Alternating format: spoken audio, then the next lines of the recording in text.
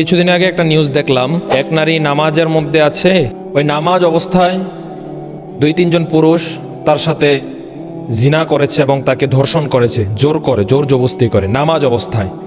একটা ছোট মেয়ে, সে তার বোনের বাসায় বেড়াতে গিয়েছে, তাকে ছেলেরা ধরে ধর্ষণ করেছে। এক মেয়ে তার স্বামীর সাথে বেড়াতে গিয়েছে, রাস্তার মধ্যে হামলা দিয়ে স্বামীর সামনে স্ত্রীকে ধর্ষণ করেছে। বাবা তার মেয়েকে ধর্ষণ করেছে। এখন যে মেয়েটা তার বোনের বাসার মধ্যে বেড়াতে গিয়েছে, তার বয়স হতো 8 থেকে 9 বছর। যে মেয়েটা এখন পর্যন্ত ম্যাচিউরড হতে পারলো না, ওই মেয়েটাকে ধর্ষণ করে হত্যা করা হয়েছে। এখন আপনি কি বলবেন? একটা মেয়ে নাকি পরিবারের মধ্যে সবচাইতে বেশি সেফটিতে থাকে।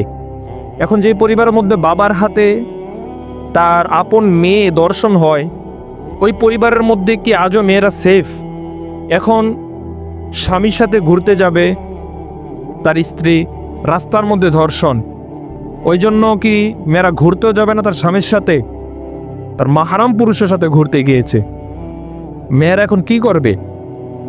নামাজ অবস্থায় মহিলা, ওই নামাজ অবস্থায় তার সাথে এই ব্যভিচারী কাজ করা হয়েছে, তাকে ধর্ষণ করা হয়েছে। 3-4 জন পুরুষ মিলে তাকে ধর্ষণ করেছেন। এলাকার মানুষ বিচার চাইতে গিয়েছে, তাকে আবার হুমকি দেওয়া হয়েছে, মেরে ফেলবে। যখন সে নারী মুখ খুলেছে, তার সাথে অন্যায় কাজ করা হয়েছে, তাকে ধর্ষণ করা হয়েছে।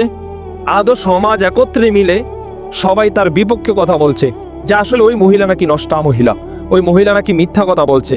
কিন্তু যারা এই কাজের সাথে লিপ্ত ছিল, তারাই সবাইকে ট্যাকেল দিয়ে এই আন্দোলনগুলা করছে। এখন কোনো নারীর সাথে যখন অন্যায় হয়, নির্যাতন হয়, জুলুম হয়, ওই নারী মুখ খুলে বলতে পারে না। কেন বলতে পারে না? কারণ সমাজ ওইটাকে ভালো চোখে দেখে না। সমাজ মনে করে ওই নারী যদি ভালোই হতো, তাহলে তার সাথে কেন এমন আচরণ বা এমন কাজ করে? আমার প্রশ্ন হচ্ছে ওইটা। আমি মানলাম নারী ভালো না। ওই মেয়েটা, যে মেয়েটার বয়স 8 বছর কিংবা 9 বছর, ওই মেয়েটা যৌনতৃপ্তির কি বোঝে? তাহলে আজও কি আমরা বলতে পারি যে ওই মেয়েটা নিজের ইচ্ছায় ওই ছেলেদের সাথে সংঘর্ষণ হয়েছে, নিজের ইচ্ছায় ওই ছেলেদের কাছে গিয়েছে?